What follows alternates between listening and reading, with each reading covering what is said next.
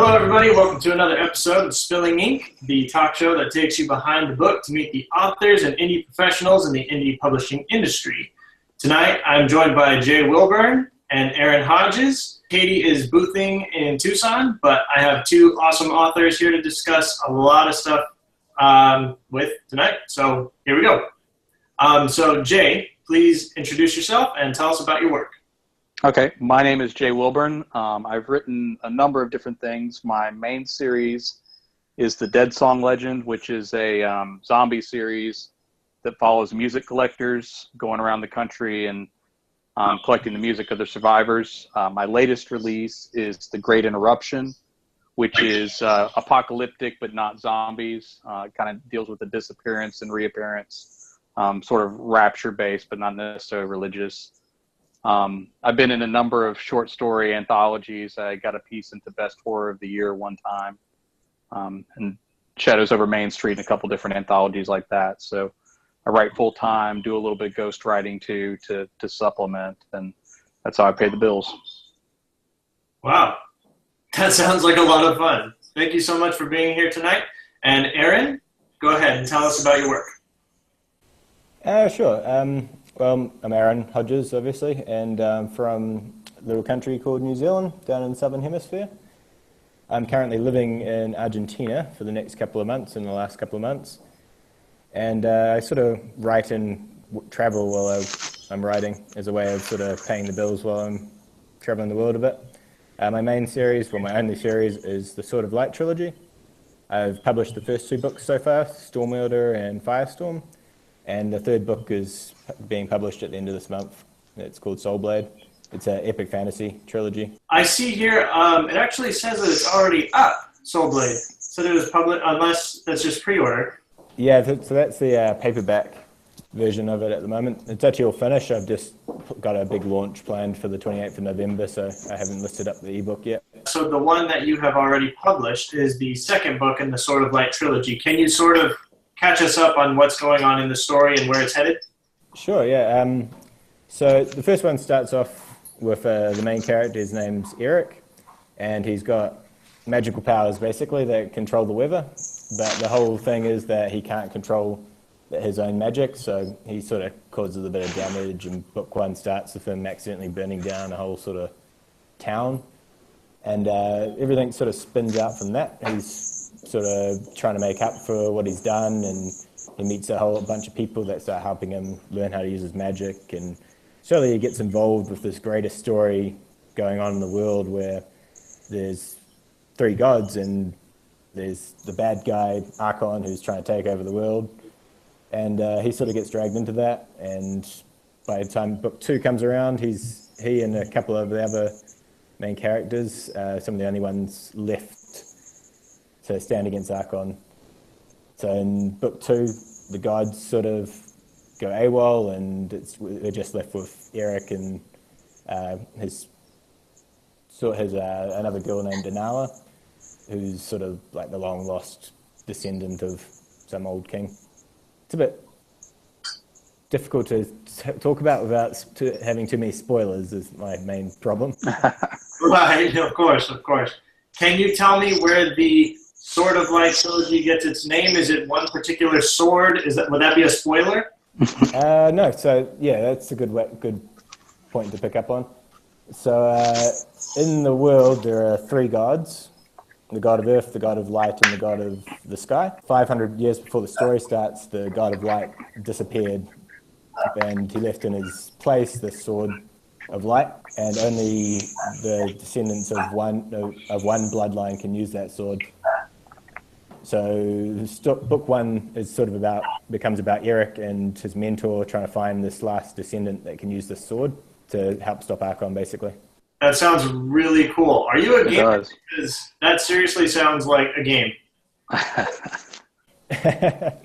I used to be a bit of a gamer, but not so much anymore. Right on. And can you tell me quickly about where did the Sword of Light trilogy begin? What sparked your interest in writing it? Well, I'd have to go back back 14 years and think what I was thinking of then, because it came to me as part of a creative writing project back in high school. Oh wow, it goes back that far. Yeah, I think a lot of the sort of themes come from writers I read back then, like David Eddings and David Gemmell. Some sort of the more epic sort of worldwide fantasy quest sort of stuff comes from that. Right. So cool. I'm interested in checking out your books. Maybe I can catch up before the third one hits. Yeah, they're not too long. They're about 90,000 words each. 300 pages. Easy peasy.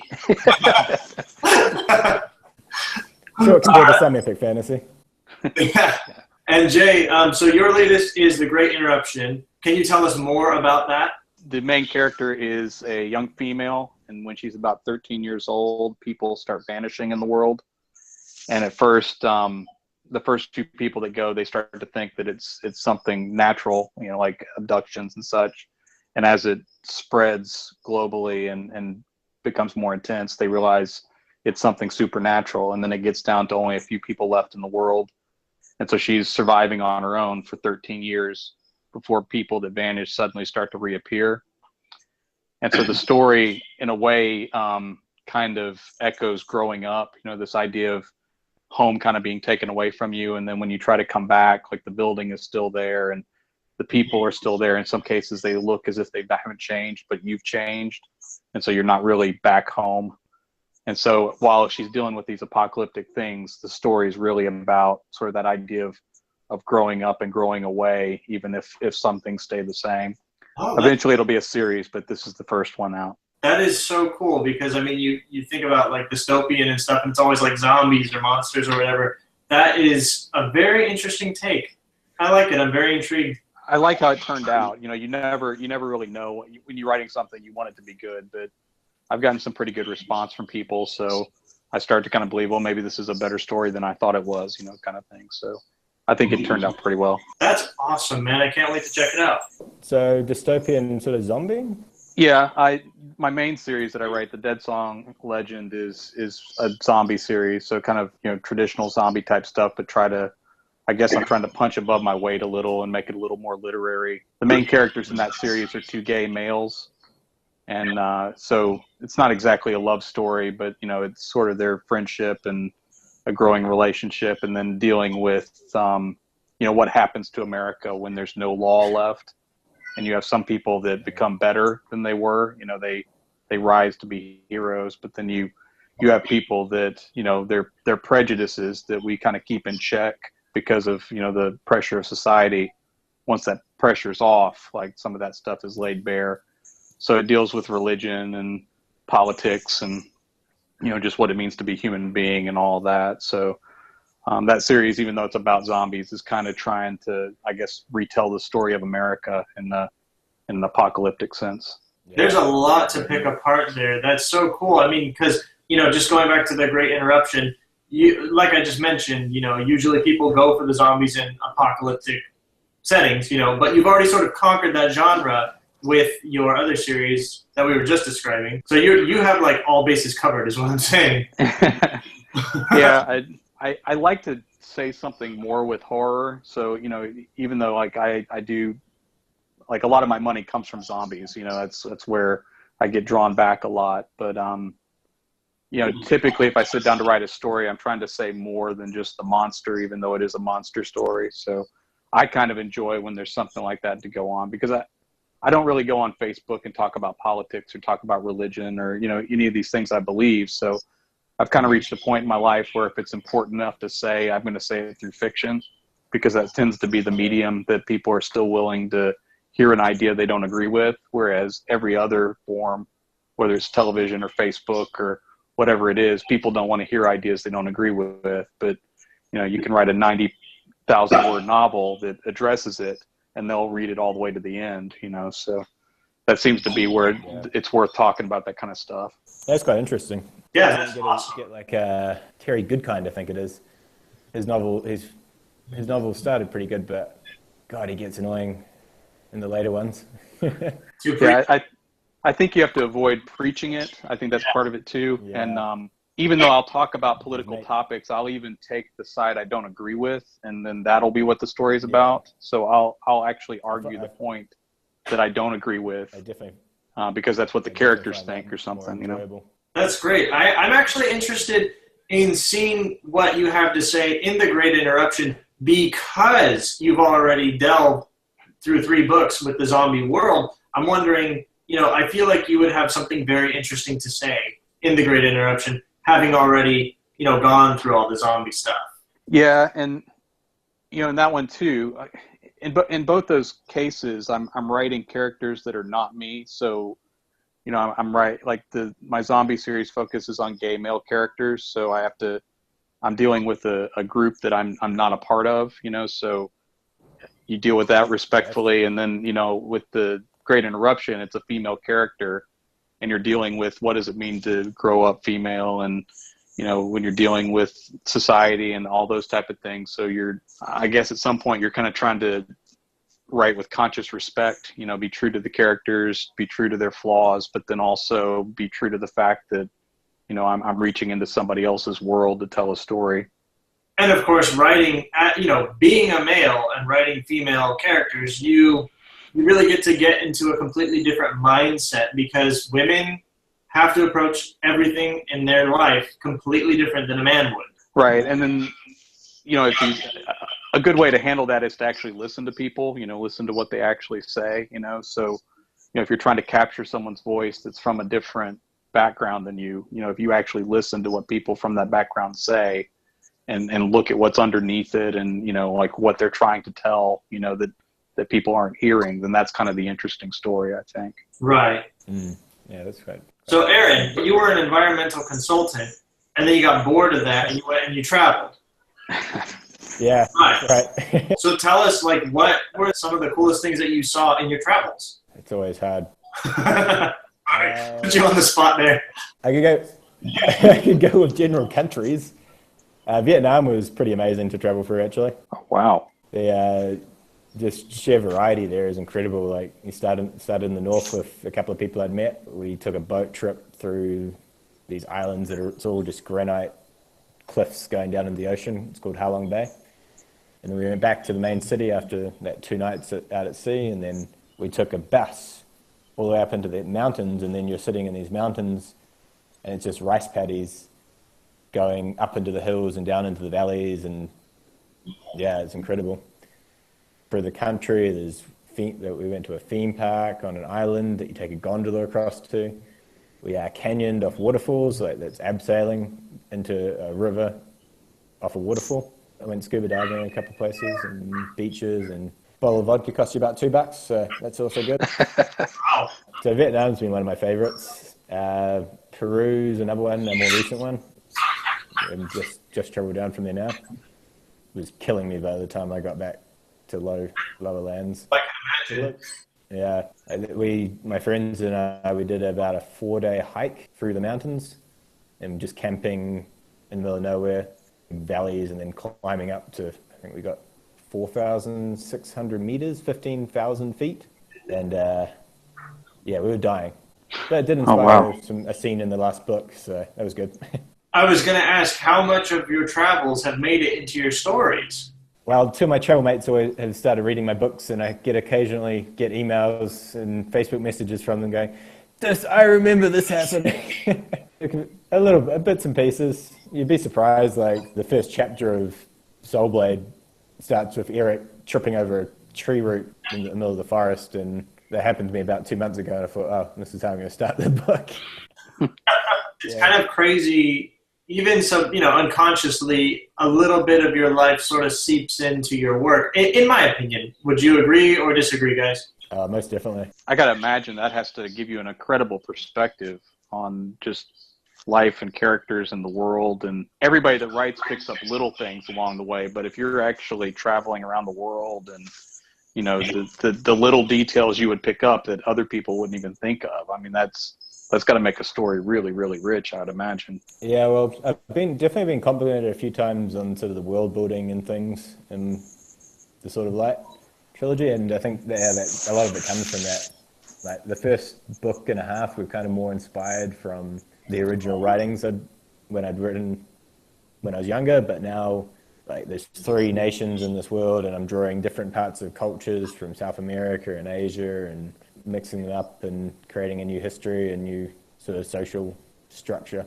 to the different countries in my stories. I just think about how many times I've read an epic fantasy and characters go up into the mountains all the time, but you very rarely, I don't know if I've ever heard an author that would have addressed, the oxygen issue, so like all these people that kind of, I guess, I don't want to insult other literature, but you sit in your living room and you write an epic fantasy, you miss like what would be such an important detail like that you've clearly added in, and that has to be all through your books. I imagine that has to make it just an incredible series to read, in my opinion, I would think. Yeah, I think I could definitely add more, especially in the earlier books, because they were sort of written more substantially before I really started my travels. But even just little things like, my friend messaged me the other day, I'd put in one of my books that they were sleeping in sort of a dormitory sort of room, and I mentioned that two of the main characters preferred the bottom bunk to the top bunk, and I got a message from my friend who's like, everybody prefers that because, whereas travelers sleeping in dormitories, no one wants the bloody top bunk. No, it gets hot up there. It gets hot, it's a pain in the ass to get down when you do the bathroom. It's just awful. Yep. So Aaron, tell me, each of your books has a very prominent eye on it. Whose eyes are we seeing? So the first one is Eric's. It sort of represents the storm and all that sort of thing with him. The second one is Inala, who is the girl that's meant to be the descendant that wields the sword of light and all that sort of thing. And it's a minor spoiler, but she turns out to have fire magic because why not? So that's where the firestorm sort of comes from. And the third one is actually sort of a cross between Inala and another character called Gabriel, because each book sort of focuses on each of these characters. Like, it tells all of their stories at the same time, but each of them sort of about one of their developments. So the first one's about Eric learning how to use his magic. The second one's about Inala because she was meant to be the descendant of the Sword of Light, and now they've got to get her to the Sword of Light so she can fight the bad guys and all that sort of thing. And then the third one is about Gabriel, who's sort of been a fairly minor character until then. He's actually one of the villagers from the town that Eric destroyed, and he's sort of had a rather rough relationship with Eric ever since then. But the third book is sort of about him more coming into his own and coming to accept his grief that he lost his family, and accept that Eric wasn't actually fully responsible for that, and that he's been trying to make up for it, and then trying to move on and find his part in this big epic fight that they're about to engage in the last book. Wow, that's really cool, actually. I like that.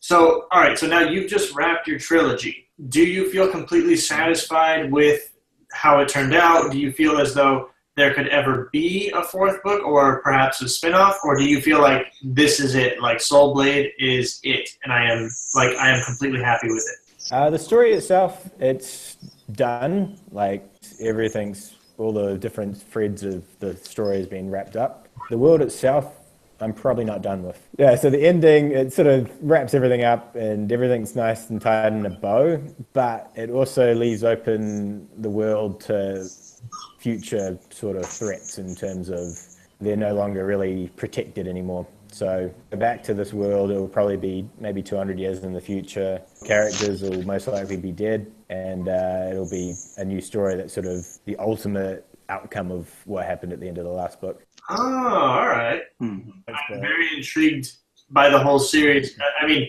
I wrote a book, that basically revolved around the sword. It's the Rain Blade. I love fantasy. I love video games. I feel like this is sort of a mix of a bunch of different elements from both.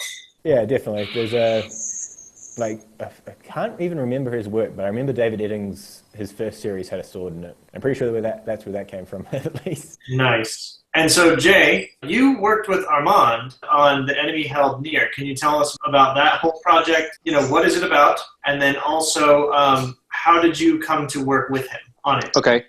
He and I have kind of traveled in the same circles, hit the same conventions and all that sort of thing. So we kind of have worked together, and we've gotten to where we do conventions together. So we'll get a table together and then share the burden of selling and all that kind of stuff. So that's kind of how our friendship came together.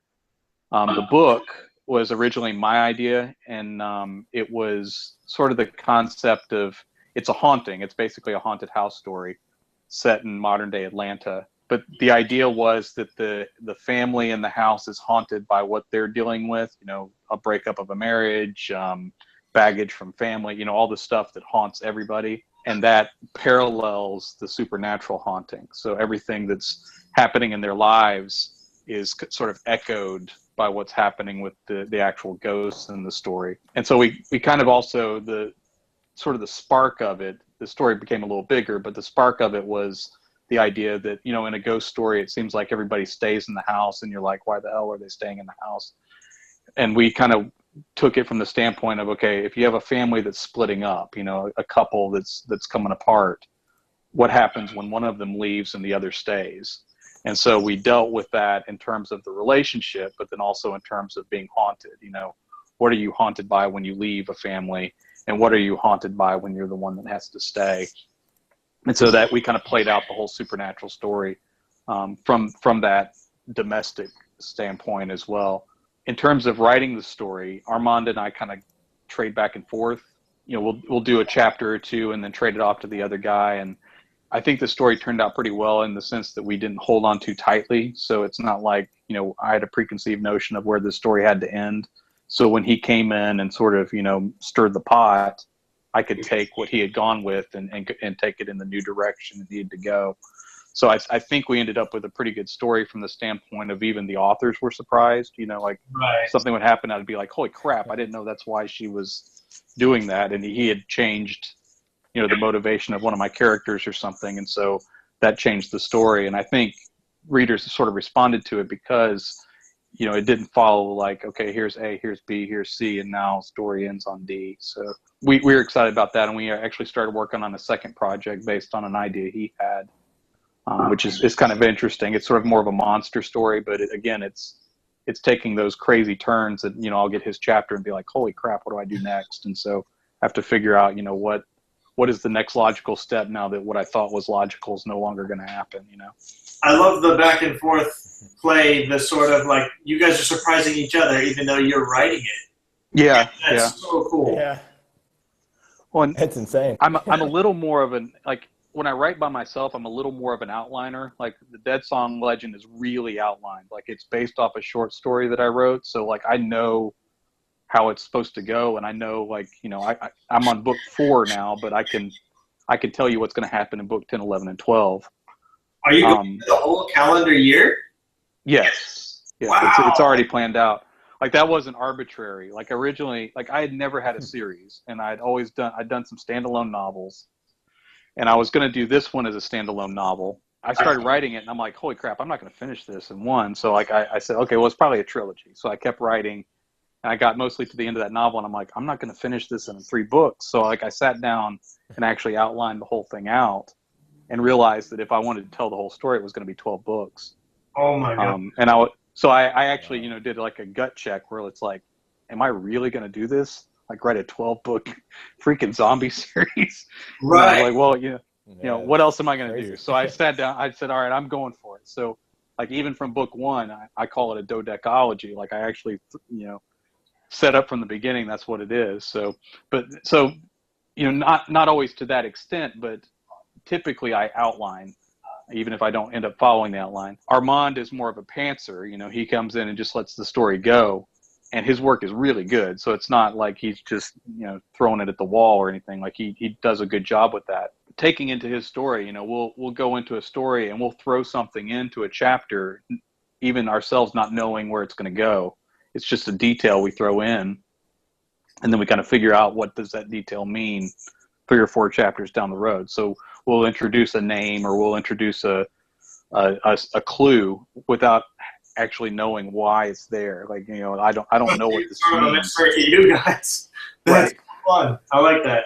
So, and we'll talk about it. We're like, okay, do you have an idea of where you want this to go? And I'll be like, no, I just put that in there because, this person needed something that he's holding over this guy's head. I said, I don't care where it goes.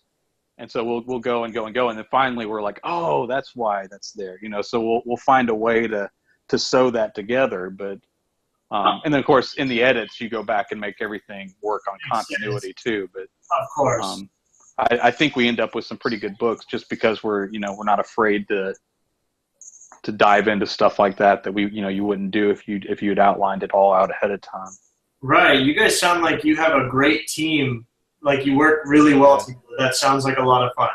Yeah, I've done a few collaborations. They're not all that good. Like they're not all going to work that way. I think it's more about the personalities of the people, and I think it does come down to how generous and how unselfish are you going to be with the story. So I think it does have to come down to that to some extent. So that works out well for me and Armand. Right. Well, I mean, you got to listen to each other. If you're collaborating, it's a positive relationship where you guys are sort of building this thing together. It shouldn't be a competition in that. No. Yeah, you know what I mean? Yeah, I think it's okay to paint people into a corner if you're really trying to push each other. If you go in and in your chapter you decide you're just going to kill everybody because you're in a bad mood, that's probably not good. So no, we kind of dance that line a little bit to where we will screw around with the story a little bit and put the other person in the spot, but not from the sense of trying to mess things up, but just trying to see, okay, where can we take this kind of thing. So I think it works out well for us. It sounds like you guys keep it playful. I like that. Yeah, we write some good serious horror, but yeah, we enjoy the process, I think. Oh yeah, who doesn't? It's like I always refer to it as like building a really complicated puzzle that only really you, and in this case Armand, know the answers to or will discover. Right. Yeah. We get to the late chapters and we're like, we got to do something with this. For sure. What about you, Aaron? Have you ever collaborated? I see on your author page here that you are part of Dark Humanity. Is that real or is that just a false result? No, that's real. That's it's not a collaboration though. It's a epic fantasy and sci-fi box set that a bunch of authors have put together. Okay. And so it's 21 stories for 99 cents if you're interested in those genres. But yeah, basically we're hoping to make the New York Times bestsellers list, and it comes out on the 24th of January. So a promotionalist named Rebecca Hamilton is helping us run that, and yes, all the USA Today. We'll settle for either, but at the moment it's going pretty well. Out of the box sets that Rebecca is running, that one's doing the best so far. We hit the top 50 paid on Amazon in the first day it came out. Wow. Yeah, I see here it's listed as a bestseller already, and it's not even released yet. So best of luck to you on that. Pretty well. Did you contribute? You contributed a story to this, or is it part of what did you contribute? A short story, or did you work collaboratively with the rest of the authors? How did that work out? No, so they're all full-length novels. So it's actually got Stormwater as my book in there. And hopefully they'll see some sale for it as well once it gets sold and people start reading the set. That's awesome. So how did you become a part of that, the box set? How did you find them or did they find you? How did that conversation begin? So Rebecca Hamilton, she's got a Facebook group for authors. It's called Marketing Tools for Authors, including how to grow your mailing list. And so being a part of that, she posts regularly about different opportunities she's got coming up. Like she runs giveaways and all sorts of things that authors can jump in on and get extra subscribers or get extra sales on their books. She does the Hungry Author Book Blast is one that I've found is pretty good, and I'll be using that for my new release at the end of the month, the second time I've used it. Excellent. That's really cool. Congratulations on that. Cheers. Thanks. Yeah, definitely, man. I've, working with all of the authors that we've interviewed so far, for me, the thing that I get out of doing Spilling Ink, the best thing is I get to learn so much from everybody's history, from everybody's work. It's a lot of fun. So I'm always interested in all of that. Yeah, I found that as well. Like I first started out in December. When I published Stormwater, I had no idea what I was doing. I thought I was going to sell more paperbacks than Kindle books. I didn't even know that was like the big market thing at the time. So I was quite surprised. And then I found Kboards, and then I found people on Kboards advertised that were starting a fantasy group, and then from that fantasy group, some people decided to put together a little box set, which I joined in with. And then through that box set, I found a couple other authors, and then they invited me to these other Facebook groups that actually had people used, and Yeah, I've just learned so much over the last year. It's crazy. And I love it because everybody is at a different place. Everybody's investing their time in different pursuits, basically. But we're all working toward, producing more awesome stories. And so it's all hand in hand. It's great to tap into the communities. Oh, definitely. Have you guys have audiobooks of some of your work, correct? Yep. Yeah, I've got audiobooks of the first two, and my narrator has just gotten the full manuscript for Soul Blade today to start working on. Awesome. Are you doing it through ACX? Yep. Yeah, we're doing royalty share for ACX, and then he gets an extra $50 per finished hour as well. That's so cool. I just finished the Rainblade audiobook, just launched yesterday. That was a very fun thing to work on. I don't know how your narrator did it, but my narrator made it really easy. Yeah, David's been great. Like I had no idea again what I was doing when I first started it, and he sort of explained how I had to have a cover that was 2,400 pixels by 2,400 pixels, and so on until we eventually got it done. And then he's been very keen to do the next two of the series, and even told me not to give him any spoilers for the last book before I send it to him. So yeah, it's been quite good. That's so fun. My narrator, who I ended up using, was very enthusiastic about the story. His name is Joel Frumkin. Jay, have you done that? Have you produced any audiobooks yet of your work? Just The Enemy Held Near. Jack Wallen did the narration for that one. I mean, that's through a publisher, so I'm kind of a hybrid author in that one. The publisher handled that. I haven't gotten to. That's something I need to catch up on with the indie work that I've done. Is doing the audiobooks. I can tell you, it was really easy. It's a lot of fun, and I highly recommend it. I did not go for the royalty share, whatever, just because I thought, as a creator, I want to be paid for my work, and I thought I would be doing him a disservice to do the royalty share. I'm not trying to offend anybody. I mean, royalty. Right. It's a wonderful option.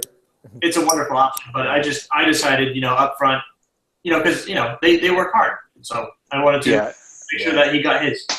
I wasn't going to say that, but that's basically why I've kind of held off is the fact that I want to pay the person the regular pro rates or whatever, as opposed to doing the royalty share. So I have people I've spoken to, but I have chosen not to do that yet because I'm putting this money aside to pay, instead of doing a royalty share.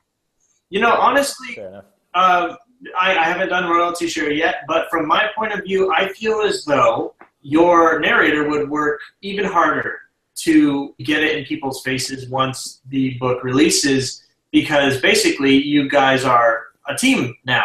Your sales are their sales. Yeah, he posts a bit to a few Facebook groups and things and tells his friends about it when each book comes out. But the main reason I went with royalty share, I wasn't intending to at first, but the first one, Stormworld, when I put it up on ACX, they gave me the stipend for it, which means you do royalty share and then they give the narrator an extra $100 per finished hour. So I ended up getting a much better narrator than I was budgeting for by doing that. So and then he's wanted to keep going for a cheaper rate since he likes the story, and it's sold a lot better than a lot of his royalty shares. Wow, and that stipend really did help you sort of outclass the people that you were expecting? Yeah, definitely. Like some of the other ones, like when I first listened to him, I was like, damn, I want this guy. He's got $400 per finished hour. I cannot afford him. Move on. But then the stipend came through, and I was like, yeah, let's go back to him. Congratulations on that. That's really cool, man. Yeah, it was really lucky, really lucky. And what is the name of your narrator? David Steffel. I got to look him up. See, I'm going to check out your work anyway, so I'll probably check out the Audible sample. Yeah, he's pretty good. I think sometimes he talks a bit slowly, but you can speed it up. So Sure. On Spilling Ink, we often talk about marketing. Jay, you said that you booth a lot with Armand, right? Yes. Okay, so how many cons do you think you, go to a year boothing your work? And also, Aaron, same question for you. It varies from year to year. I'm having some health issues, so I'm cutting back a little bit. in terms of what I've committed to, but I guess you could say average about one every 2 months is probably what I do, and I've kind of varied which ones I went to. I usually try to line up with usually Armand, but I usually try to line up with somebody that I can go with, and then someone can watch the table while you go to the bathroom, or whatever else you need to do while you're doing panels and such. So going with somebody just shares a lot of the burden, not just the burden of cost, but having somebody to talk to and banter with. And when someone comes up to the table and is talking about a particular book or a particular type of book they like, I can say, oh, Armand wrote a book that's so instead of buy my book, I'm like, buy his book, and then that there's a little more power to that than buy my book, so we do that for each other, and we move a lot of books that way, I think. Yeah, Katie and I partnered up with Alexia Purdy and Jenna Johnson back at Comic-Con, Palm Springs Comic-Con. That was awesome. And you know what? Those days are very long, and they went really fast with friends. Yeah. I think it improves your banter with customers too, because, it's not just you trying to carry the weight, so like you can get a 3-way conversation going, and, the person feels more like they're a part of what you're doing as opposed to you're just selling them. So I think there's a lot of dynamics there that just improve just in terms of like, the more books you sell and that kind of thing. So I recommend it. It's 10 times better than going to a convention by yourself. Absolutely. I completely agree. What about you, Aaron? Have you boothed your work much? I haven't even seen my paperback version of my book. Oh, man. That's crazy. I'm surprised. So I left New Zealand on the 3rd of December last year, and I've been traveling in Latin America ever since then. And you haven't been back since? Nope, not yet. I've got back for the 19th of December. Oh, man, that's crazy. So that's going to be the first time that you've seen them, is once you get home. So you've never seen the spine? Nope. Oh, man. It's a good feeling. It's a good feeling to feel the heft of your work. It's pretty cool, man. He's seen the world, but not his book. Yeah. Oh, that's ironic. Exactly. That's good. Yeah, it's a shocking one, but yeah. So when I get back to New Zealand, I'll go around a few libraries probably and drop them off and take them around to my old English teacher's place and say, "Here's the book I started writing when I was in your class." You should film that and post it online. That would be really cool to see. That'd be a lot of fun. Not a bad idea. That's really funny. But obviously you had to listen to it for the audio book. Yes, I've listened to it all. And oh boy, that's a weird experience. It really is. It's so trippy. Worst part is when they get to like the lovey-dovey scenes and like, oh God, I wrote this. Yep. There was actually a section in my book that I cut very last minute. I'm so glad that I did, because it would have taken the rating way, way far. And if I had to hear that out loud, I don't know if I would ever have published it. So yeah.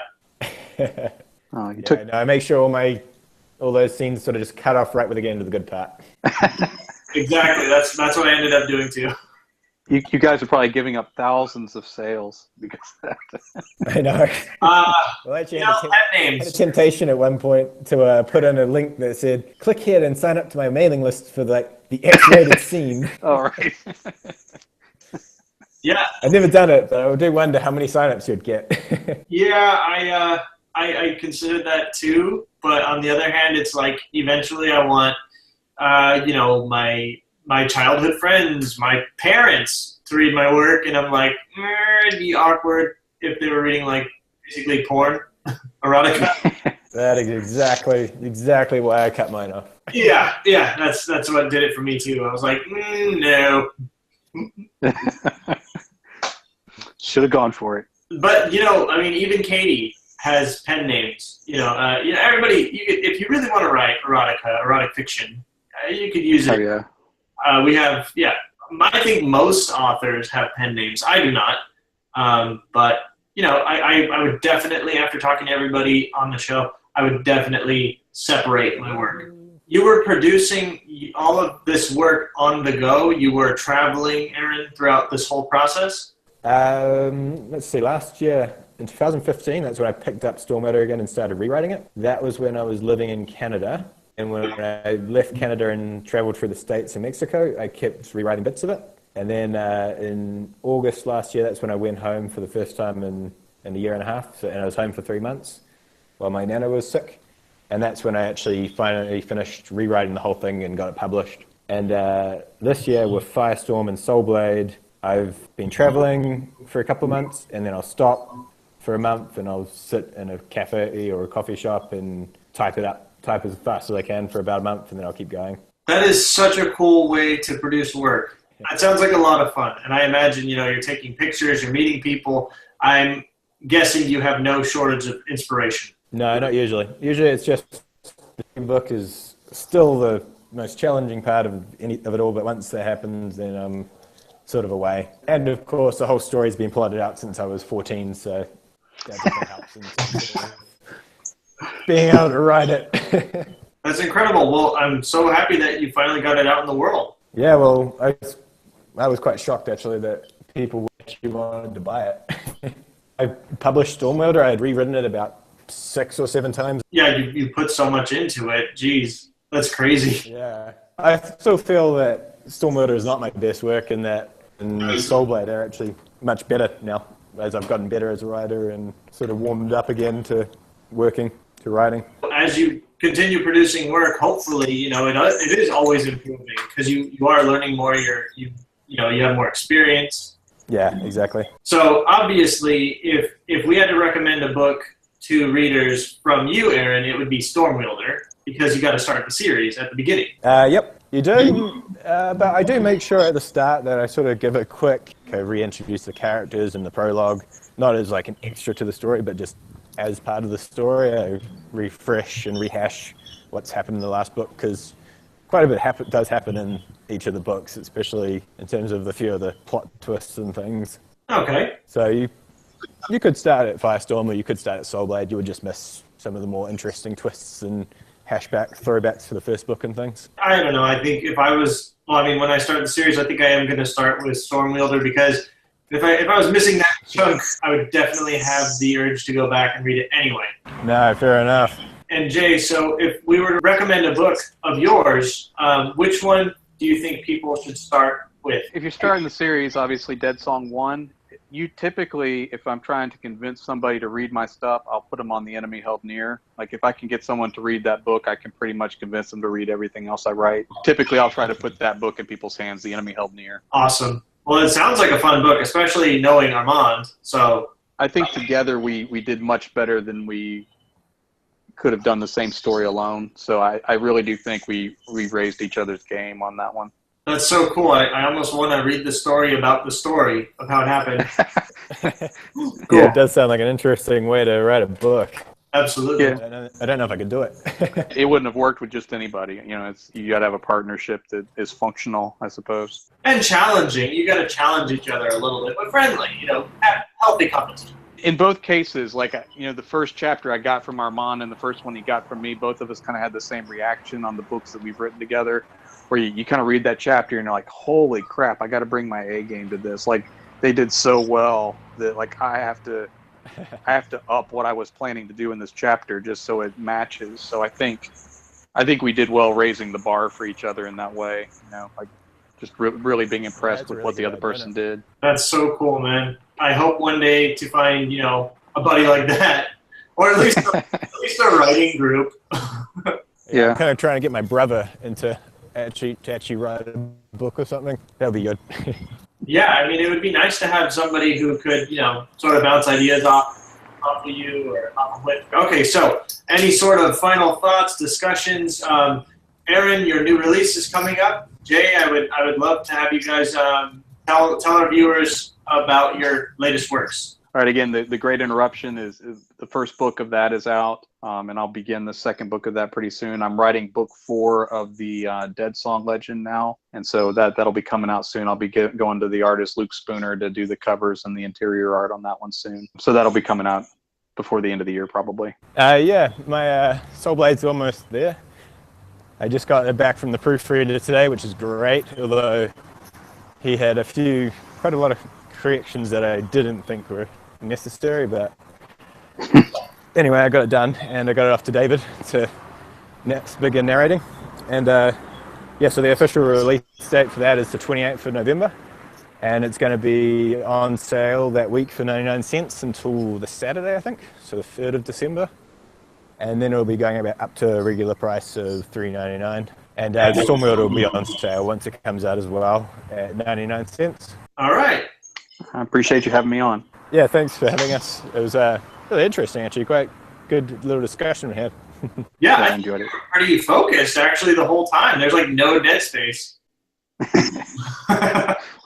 We're good performers. Yeah, excellent work, guys. It was great being on the show. Thank you. It's been my pleasure having you guys. Thank you so much to Jay Wilburn and Aaron Hodges for joining me tonight on Spilling Ink. And we'll see you guys next time. Bye.